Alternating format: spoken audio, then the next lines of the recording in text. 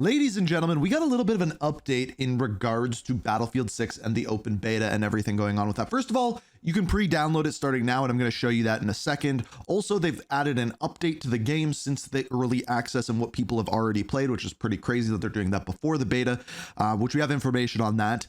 And then on top of that, we have a little bit more information about a couple of other things as well. But first, I wanted to show you how you get access. So if you have an EA Play account and you pay for that subscription, you will have immediate access to the game. If you applied to Battlefield Labs and didn't even get into it, you check your email now. I think it just search for EA and it should be in there. It'll explain for you how to do it. Or if you watch Twitch streams. Now, basically, it all revolves around your EA account. So you have to have your EA account connected with whatever you're going to play on. So if you're playing on Xbox, connect your Xbox account to your EA account. I'm playing on PC, so it's super simple here. Basically, I just go to my EA Play here on my PC. I type in Battlefield 6. The open beta comes up. I clicked on a picture, and then you click download. And boom, just like that. I don't want to create a desktop shortcut. It's 39 gigs, so about 40 gigs of space you need. You click next, you click download, wham, bam, thank you, ma'am. The game is downloading, which just like that, you can go in and play. Now, there's a little bit more. So once you boot the game up, this is kind of going to be the screen that you're looking at. You do get the background music, the menu music for the game, which is pretty cool. As far as what you have access to early, it's essentially settings. So you can set up all of your settings, all of your controller settings actually early, which is always good to do. Then you can hop right in. I will say, when I booted up the game, I needed to make sure I had secure boot in my BIOS setup. I needed to update my graphics drivers. So you're probably gonna want to preload this game and make sure you can boot it up, especially if you're on PC. If you're on console, it should be a little bit easier. But yeah, just making sure you have all of those. And then you can go in game and you can set up everything and be ready for the launch, which is on the 7th at 4 a.m. Eastern Standard Time, 1 a.m. Pacific. You can convert that to your own time zone, but that is when it goes live. Now, there's a couple other things that I did indeed want to talk about. First things first, these are the launch times. I have them up here. But there's a couple more things that came out of this. Now, first of all, kind of one of the bigger talking points right now is server browsers. Now, Alexia Christofi, maybe saying her name right, may not be, took to Twitter and talked about this, and they said the most important things about a server browser are persistent servers, a sense of community, and a way to play together, being able to choose specific maps and modes, being able to filter by ping and server fullness, also support for low population regions, like if you're in New Zealand, for example, not a lot of players online in the middle of the night, you can filter by that, and then you know you'll have good ping. Now, they went out and said that they will be doing this in game, but it is only through Portal, where you can get XP through some of the game modes, but not all of them. And I think this is kind of like a way around, getting around doing the actual thing and having a server browser for all matches. And honestly, I truly think the real reason why they're doing this is skill-based matchmaking. You can't have skill-based matchmaking if there's a server browser. And we already know, we talked about it yesterday, that skill is going to be a part of their matchmaking process.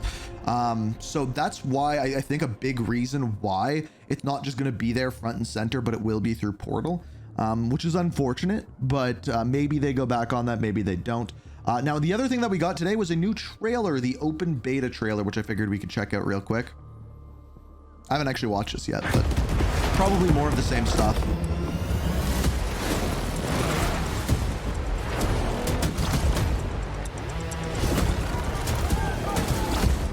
Our biggest beta ever.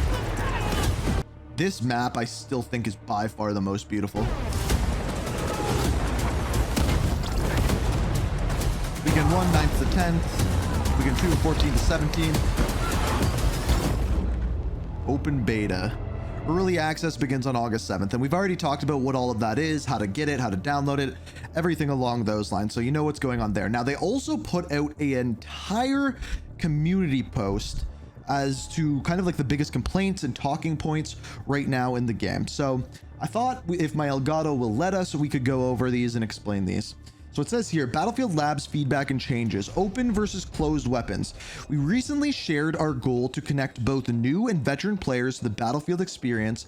There have been ongoing discussions about previous class systems, including interest to reintroduce closed weapons to classes as a playlist option. To support different playstyles, we're developing functionality that allows you to choose between closed and open weapon modes, starting with the open beta. Okay, so it's going to be there for the open beta.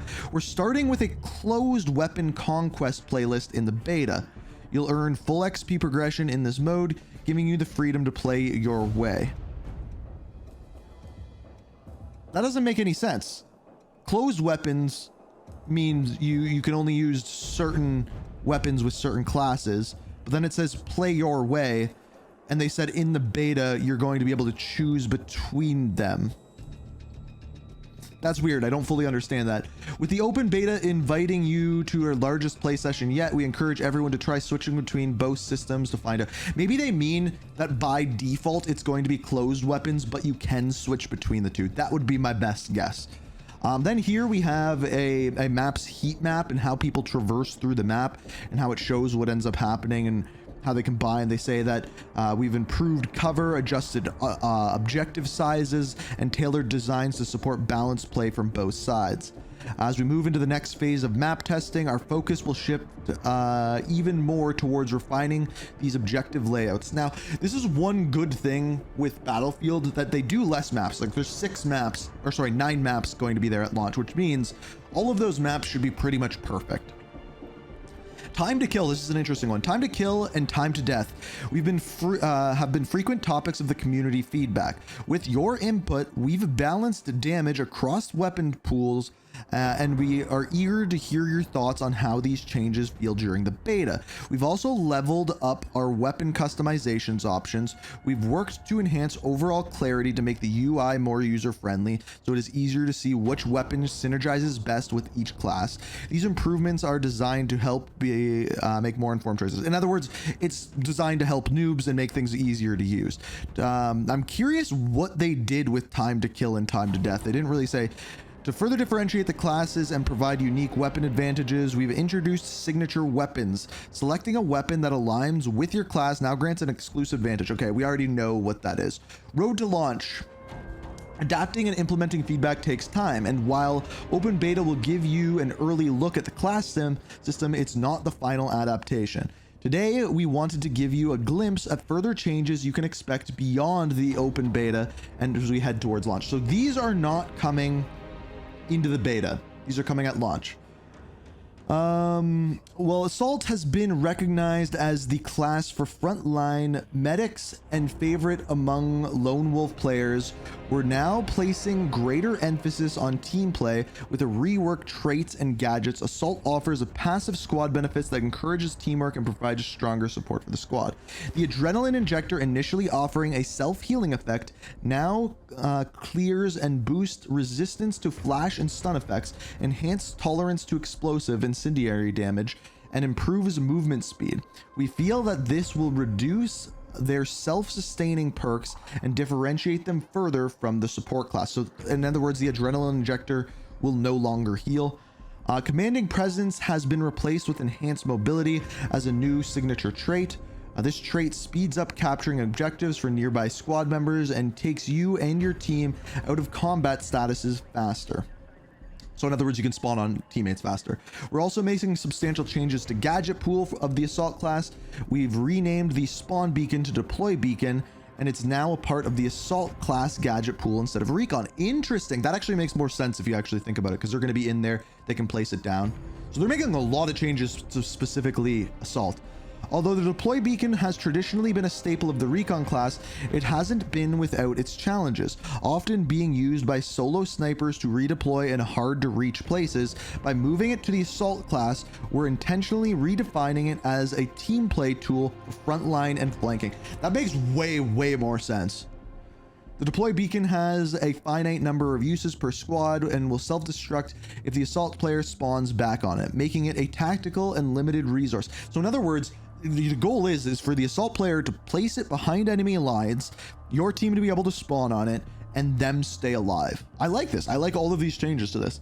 A completely new gadget is being introduced, the assault ladders.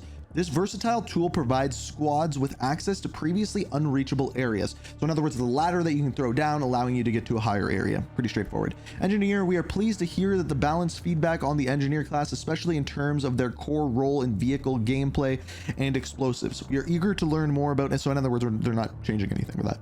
Support, we've received general positive feedback. Okay, so they're not changing much there at all. Recon. For recon, we saw the opportunity to strengthen disinformation and sabotage opponents in this role. With that in mind, we've set out to redefine recon's training paths, removing Pathfinder and replacing it with Spec Ops, a nod to the stealthy, explosive focus class last seen in Battlefield 2. Okay, interesting. So Spec Ops 0, your base class training, available from the start, and allows quieter takedowns, crouch, and prone movement. Level 1, spots nearby enemy gadgets. Okay. Level 2, going prone takes you out of combat much faster and removes the spot on self. Oh, that's actually kind of cool. In addition, the recon class features an active ability level 3 that lets you call in a UAV to a marked position. Cool. For passive spotting. Together with the recon signature trait aim spotting, which automatically spots enemies when you're aiming down sights at them. There's a lot of potential there. There's a lot of potential there for a lot of XP as well, I think. What's next? Open beta is your chance to jump in and play. They want feedback. Blah, blah, blah, blah, blah. I don't think we need to go through the rest of that. So all of this is good things. These are great things going into it.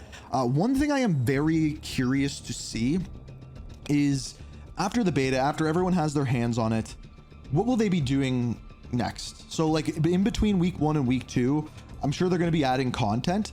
But will they be making changes? Will they be listening to people? What's going to be going on with that? I am going to be playing and streaming at 4 a.m. Eastern Standard Time on the 7th. So make sure to be following my Twitch.